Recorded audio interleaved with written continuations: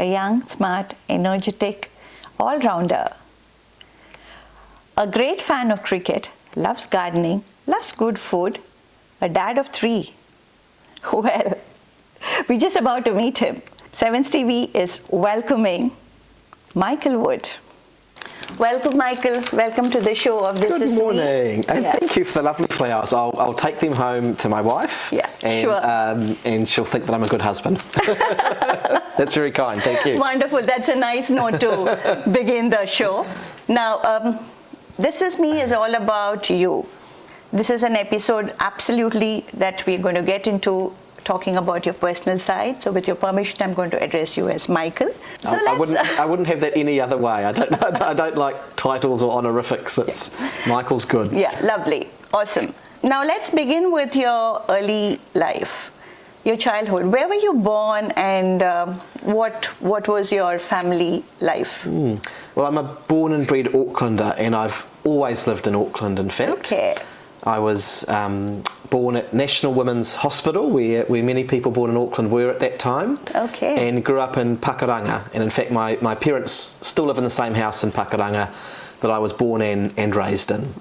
So I'm 39 now, so I was born in 1980. The Prime Minister has a very good phrase that she uses, because she's the same age as me, and she says, we're youth adjacent. Absolutely. we don't quite count as young anymore, but we're hopefully not too far away. True. But in many ways, I had a very typical Kiwi 1980s upbringing in Pakuranga. Went to the local school, played sports. I had 3 brothers and sisters who fought like crazy a lot of the time. But generally had a good, pretty normal New Zealand upbringing. Are you the youngest, or? No, I'm the oldest, and I have 2 younger sisters and 1 younger brother. Okay, lovely. And we're spread all around the place now. So one sister who's still in Auckland, another sister who's a police officer in the South Island, and a brother who, like quite a few people actually, now lives in Australia, in Queensland, and works there. Lovely. So you're all well connected. That's right. Yeah. Well, of course, social media makes it easier to keep in touch these days. Absolutely. Otherwise would have. And we still get together at, we'll see each other over Christmas, and my parents have a wedding anniversary coming up. Those kind of events we'll catch up. Lovely, with each other. the family bonding time. Yeah, that's right. Yeah, it's difficult when you get older and get busy and have families and that kind of thing. But it's important from time to time to still keep in touch. And that makes it more thrilling to catch up with each other. Yeah, it does. It does. There's always a bit of news or things that have developed. So. Yeah. So where was your schooling? Yeah, so I went to, this is in Pakuranga, to Wakaranga Primary School, Farm Cove Intermediate, and Pakuranga College. So I was quite stable in that sense. I never changed schools. We didn't move house. I was able to sort of go through those schools and have a very sort of steady childhood, had some good friends, kept them through most of my school years, in fact. So are you still connected and in touch with any of your school friends? Some of them I am. So, one of my very closest friends lives not too far away from me, and we catch up from time to time. One of my good friends at school, actually, at intermediate school, so going back now, 25, 26 years, at the end of intermediate school, went to live in Germany. His family was German.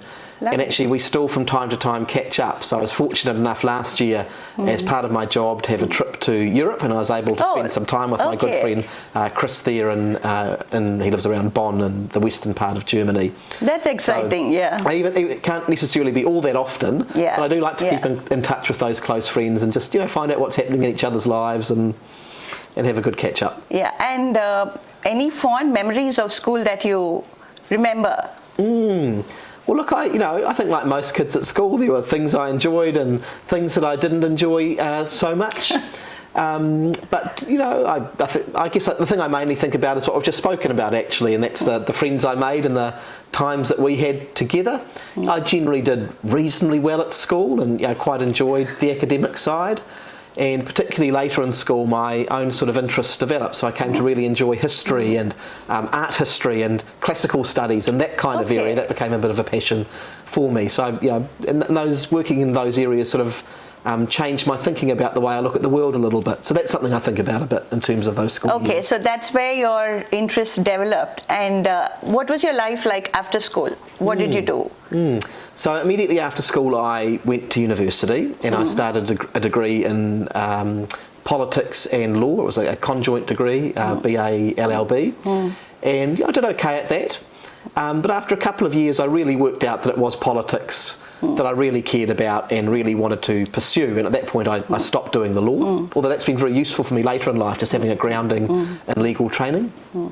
Got very active in politics at university, student politics, protesting against fee rises, which were very regular at that time, getting involved in a lot of different issues. And then in time, joining the Labour Party. I'd come from a reasonably conservative part of town, and my family wasn't all that political, but probably leaned a little bit the other way, if anything, actually. So it was a little bit of a journey for me to arrive at where I got to in terms of my outlook and my belief in the values of the Labour Party, but I got involved in about my second year at university. That's pretty early. So what were your extracurricular? Yeah, well, so the things that I really enjoy, cricket. I love cricket, and if I don't get the opportunity to do it so much anymore, but if there's a game of cricket on, that's my favourite activity, just sitting back and soaking up and watching it. Watching, have you played? Were you in any team? Or? Yeah, no, I played a little bit through my school years. I wasn't all that good, but I played for the Hauck Pakuranga Cricket Club and a little bit for school as well. But I played other sports as well, all the racket sports, tennis, badminton, squash, table tennis. Okay. I enjoy all of those. I played quite a lot of those while I was at secondary school as well, and still try and play a little bit from time to time when I can as well. So those things I enjoy. I just love to read and learn. Again, something I don't get to do as much of as I would want to now, just because life is so busy, but that's something I take a lot of pleasure from as well. Yeah. When it comes to cricket, were you a bowler or a batsman or an all-rounder? Well, sort of at that age, you tend to have to be a bit of an all-rounder, but I was not the straightest bowler in the world, it would be fair to say, and so I got more enjoyment out of the batting side of things. Again, not a fantastic player or anything, but something I really enjoyed. So apart from cricket, what are your other interests and passion? Your reading and your cricket? Yeah. Well, a range of things, really. I love getting outside, getting stuck into the garden. So I've got a big veggie patch. So, I heard you have a good vegetable garden. Yeah, well, it's there. There are probably more weeds than there are vegetables at the moment, but actually just before I work, I checked on my peas and beans, which are growing quite nicely at the moment, and the capsicums are coming to the end of their time. That's nice. Yeah, but I love to be outside and to walk as much as possible. Again, something I struggle with the time for now, but if I can get out into the bush and walk, I really enjoy that. And we've got a very beautiful area of bush around the coast in Mount Roskill. It's called the Waikowhai Coast, and it's the Auckland Isthmus's biggest area of native bush. And so I've spent a lot of time down there over the years walking, doing pest trapping and cleanups and that kind of thing. And that's something, if I just want to really clear my mind and just sort of reconnect and recenter a little bit, that's something that I enjoy doing as well. I understand you're a bit adventurous. So do you just go out trekking, or do you take your family out on adventures? Yeah, well, we like to do that kind of thing. And I've said this a lot, I suppose, but again, in my current job, not as much as I would want to. But that's something I do enjoy doing, is getting out into the outdoors. And before we had kids, my wife and I were starting to get into quite a bit of a pattern of going out on big walks and tramps and that kind of thing. And we'd like to fit that in a bit more if we can as well. And certainly involving the kids is something I enjoy doing. Thanks for this, Michael. Now I'm going to ask the most exciting question of the life. How did you meet Julie? And when did you realize, both of you are getting married? At what point in time? Sure. Well, it was, politics has been good to me, and probably the way in which it's been the best to me is that it helped me to meet Julie. And so that was during my university years, and I was very involved in the Labour Party branch at the university, which is called the Princes Street branch of the Labour Party, and it was founded by people like Helen Clark and others back in the 60s. I was very active there, and the chairperson of that branch became a good friend of mine. And through some of his separate activities with the Student Association, he was very good friends with Julie. And so we first met when he organised for us to get together, and I remember it very clearly. It was New Year's Eve for the year 2000, and there was a big event at the Auckland Domain to celebrate the incoming of the new millennium. And we first met at that through my very good friend Jordan Carter, who's now actually the head of Internet New Zealand. He introduced Julie and I. And then very sort of painfully, awkwardly over a number of months, I sort of built up the courage to ask Julie out. It wasn't a very forthcoming proposition. It was through leaving a note on her windshield on her car, because I was just very shy about asking this lovely girl out. And through the course of the day, I kept driving past her house to see if she'd actually taken the note off her windscreen, and she didn't. So she was for hours and hours and hours. Very close by? Yes, that's right. Yeah, okay. Eventually she did, and we got it together. But, okay, so she was perfectly cool right from the beginning? Yeah, kind of. So. Well, yeah. Well, so that night I didn't actually know that she had gotten the note saying, could you meet me at this place at such and such time? And before that I was at a Labour Party event, and I was sort of nervous. I didn't know I should turn up, and in the end I ended up running really, really late, like really badly late for our first date, like, an hour and a half or something. And I turned up and she was still there, and she just said, I knew you'd come. How sweet. That's so lovely. we were pretty set from then. That's lovely. Yeah. What made you get attracted to Mount Roskill as a location? Yeah, so pretty early on within our first few years of being together, we were looking for a place to buy, to sort of set up our life and think ahead to having a family and that kind of thing. And we looked around a number of places, and I remember we just missed out on getting a place. I think it was sort of towards Onehunga, and we saw this place coming up in Mount Roskill, and went and had a look, and just immediately, how sometimes things just feel right to you. You just sort of get the that perfect feeling. You don't need to think about it too much. Yes. You don't need to do a checklist Just of what's happens. good and what's bad. You think, this feels good. Yeah. And so we're in a lovely little neighbourhood in Roskill South. What we love about Mount Roskill is it's a mixed community, and it always has been. True. Different cultures, different classes. My street, we have, people who don't have that two pennies to rub together. My kids go to the local Decile 2 public school, and there are people from very wealthy families, there are kids from really poor families, there are refugee families there, and everyone learns to live together and learn from one another and grow together. And that to me is kind of the magic of Mount Roskill and what we've liked from day one, really. So it's been how long now that we've been in Mount Roskill about 16 years, and we're in the same place in Roskill South that we moved into. Lovely. Yeah, so it's home for us. Lovely. And you have 3 boys, right? I do. So what's typically your papa job? Yeah. What have you learned from them, or how is it to have 3 little ones around, and especially boys? Well, in the job I'm in now, the worst part of my job is I don't get to see as much of my kids as I would really like to. But because we knew that I was hoping to get into politics, for the first few years, I was the main caregiver at home. We decided that I would try and spend some quality time with the kids when they were young, before I got into politics and my time was more stretched. So that was a really precious time for me, and that was a number of years. And for me, being a dad is just as much as you can, and it's different in different family situations. It's just being there as much as you can, and just demonstrating unconditional love for your kids. I think that's the important thing. They need to know that it's always a safe place and a happy place to be at home and to be with their mum and dad. And that's what I try to provide, as well as trying to provide as much support as I can to Julie, who has to carry most of the load in our family because of the kind of job that I have. Have you found any change in you after you become a dad?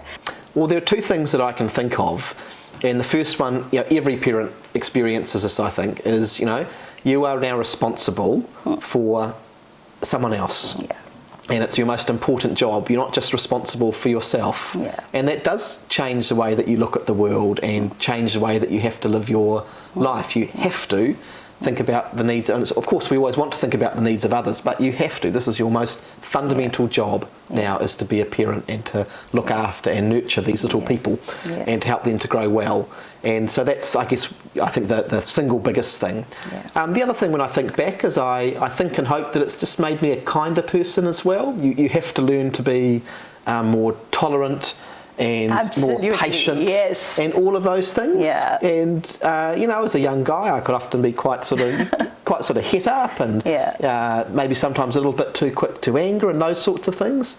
And being a parent, I think it's probably softened me a little bit around those edges. And I think I see that in some of my other friends who have become parents as well. And you just sort of, it helps you to remember what's really important in life. Yeah, the priorities, and maybe not to get so wound up and angry and upset about some of the things that in reality Yeah. aren't actually so important. Michael, in your journey so far, what were your key challenges or what were the learnings that you have got from this journey so far?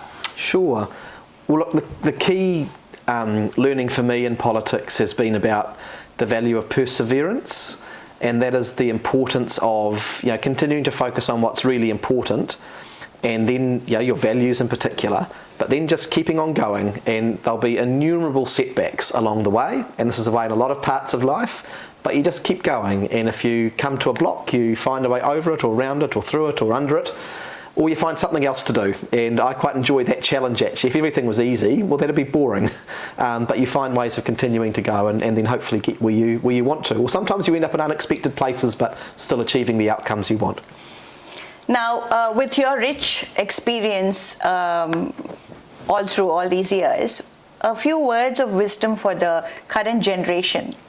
Oh, okay. Well, I try not to be someone who, tells younger people what they should or shouldn't do. And so maybe the first thing I would say is just to, trust yourselves a little bit and, make sure that you're grounded in good values, to keep working on those, to think about the needs of others. There are more choices, there is less stability, there are more influences coming in. So that's why I think it's just really important just to think about and hold on to the things that are really, really important for you and what you want to achieve and contribute, and then find a way of living that out.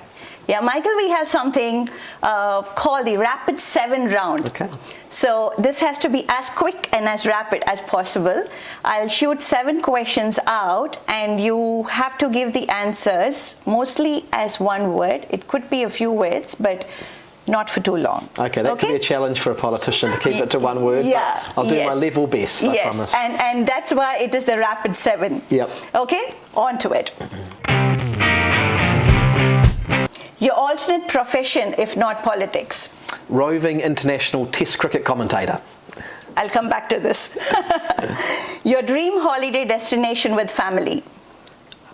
With family. Dream holiday destination would be, as per the previous question, probably watching a game of Test cricket at Lord's. My family would hate that. So what I'll say with my family would be a trip to Japan, because my kids are fascinated with everything about Japan.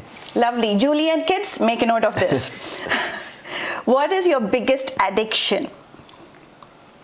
It would have to be, if we're talking about literal addictions, coffee in the mornings. I'm not a good and happy person to be around until I've dosed up on coffee in the morning. Okay. So we should keep some coffee for you. Something that you treasure the most and are emotionally attached to? Right. I've got a little book. A one word or 2 words now, and we'll come to that a little later. Okay. It's a little Anglican prayer book that I received from my grandmother. Okay. If you have to learn to cook a new dish, what would it be? Well, I would really love to learn to cook really good Indian food. I love it. I eat a lot of it. I'd love to learn myself. 1 word or 2 words. If you would like to cook a particular dish, what would it be? Balti chicken. Okay. If you could listen to one album for the rest of your life, what would that be? It would be Wish You Were Here by Pink Floyd. Okay, lovely. Say thank you in 3 languages. Nandri, bonsoir, and shishir. Awesome. So you've done the Rapid 7 round successfully, exciting.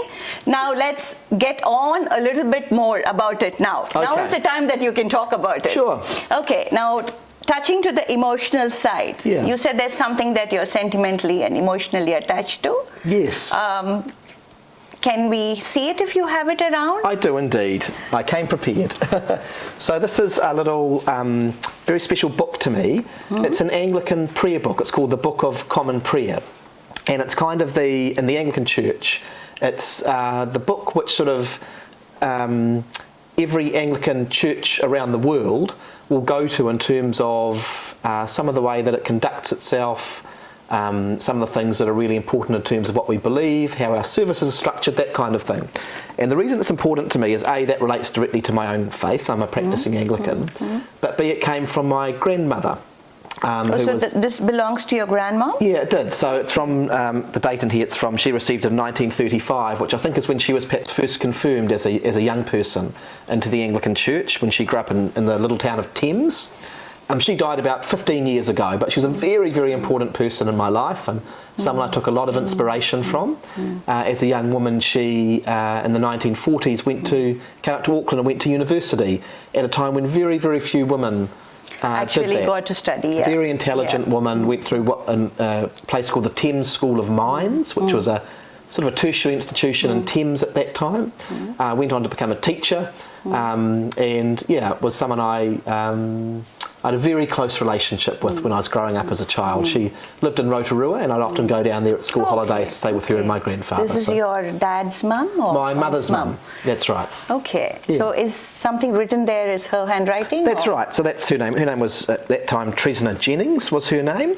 And that's her handwriting in there. And as I say, that's, I think, the date when she was confirmed, probably when she was about maybe 12 or 13 in the Anglican Church. 1935. That's right. Yeah. Wow. Yeah. So that, as I say, brings together two important parts of my life, both my family, my grandmother, but also my own personal faith as well. It's amazing. I think it's a real treasure. It is for me. That's Thanks right. for bringing this Pleasure. and sharing it with us. And now coming back to the food. Sure. Are you a good cook? I know you love to experiment new dishes. Do you cook as well? I do. I love cooking, actually. It was one of the best things at school I did. At intermediate school, we had tech classes, and I learned to cook, and I've always enjoyed it. Again, it's something I don't get to do so often. So are you hosting any dinner or lunch? This is, again, the problem with my current life is I don't get to do that many of these things. And in fact, I'm at home for dinner not that many days of the week generally. Yeah. But if I am, and I've got a little bit of time, I actually really enjoy cooking at home. So what do your children love what you cook? I try to cook a whole range of things, really. My boys, being boys, they love anything with sausages. But I try to be a little bit more adventurous. I'll give anything a go, pretty much. And I understand that you like Indian food because you just mentioned that you want to learn. What was that, chicken? Balti chicken, which is my favourite dish from the Little Indian restaurant next to my office, which I really, really enjoy. And I probably eat more Indian food than anything else because in my job I end up attending a lot of functions and events and commemorations. Yeah. And that's a great part of the job. I can see that. My interest in India started, I talked about enjoying art history at school when I was in the 6th and 7th form, years 12 and 13. And my teacher in art history spent a number of years living in India, and she always described India as being, she said, the whole world is in India, which speaks to just the enormous diversity of culture and cuisine and language and everything else, all within that one enormous country. Absolutely. Michael, we are having the surprise round now. You got a little cue on the surprise. Now, your creative artistic skills I think they go in the basic category, so let's see how we go. It's more the representation of what you're going to do. You will have 2 minutes to complete what you're doing. I will say the time starts now, but the topic here is you got to creatively represent. There are no points out here. It's just the concept that you're going to put through of what happiness means to you. Okay. So you're going to visually depict what happiness means to you. Sure. And at the end of 2 minutes, we will stop. Yep. Okay? So onto you have a combination of crayons here. Yep. And a nice white sheet of drawing paper. Yep. Now, are you good to go? Well, I'm going to, aren't I? So. Your time starts now. Okay. What is happiness to you? Okay.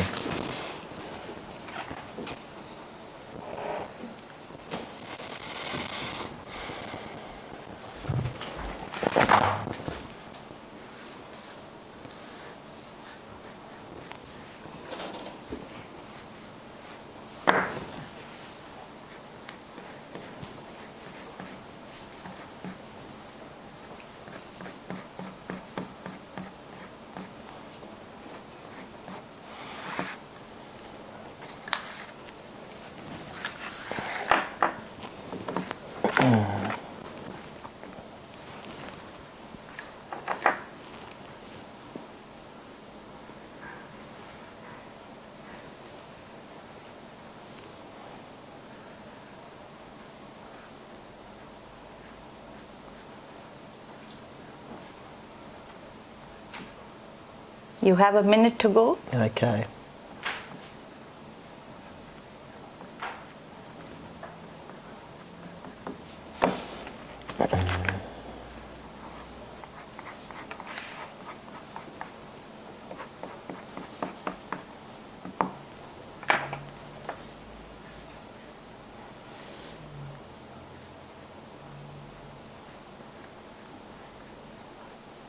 Thirty seconds.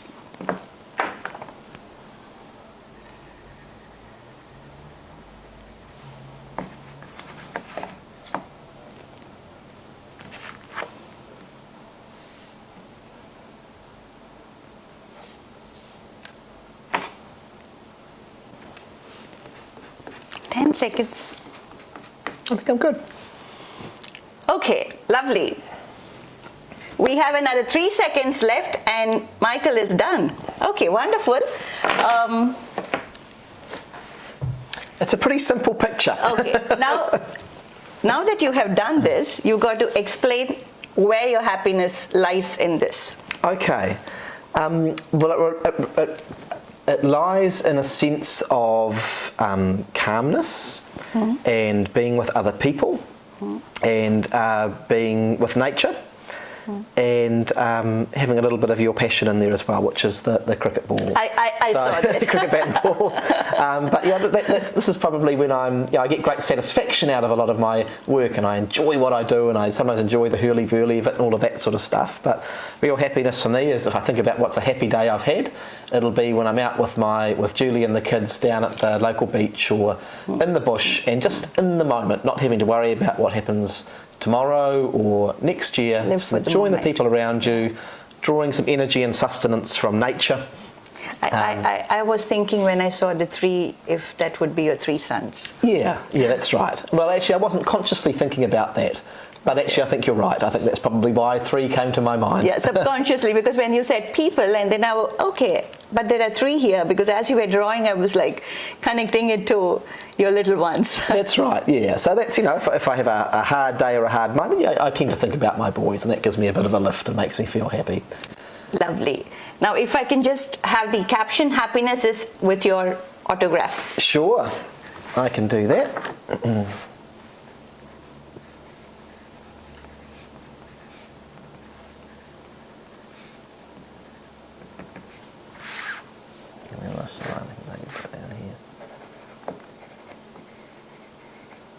There we go. So this is a treasure for Sevens TV. I hope you enjoy it. Lovely. So it's more than the artistic point. There's been so much behind this. Yeah, and I love this. Right. The cricket bat there. So have you actually tried doing commentary, or is it just your passion that you do? No, I've never really tried any formal commentary or anything like that. But obviously, if you get a chance, you would. Oh, absolutely, yeah. Okay. I mean, if I'm sitting Note the points. New Zealand, Michael is all ready for. If I can score one of those little guest slots when there's a test match at the Basin Reserve or something, then I would be in there like Flynn. In fact, my colleague Grant Robertson, the Minister of Finance, who's a big cricket fan, once or twice he's done that, and he's been invited into the commentary box and has been able to commentate a bit on one of the matches. So that's something I'll aim for. You're looking forward to.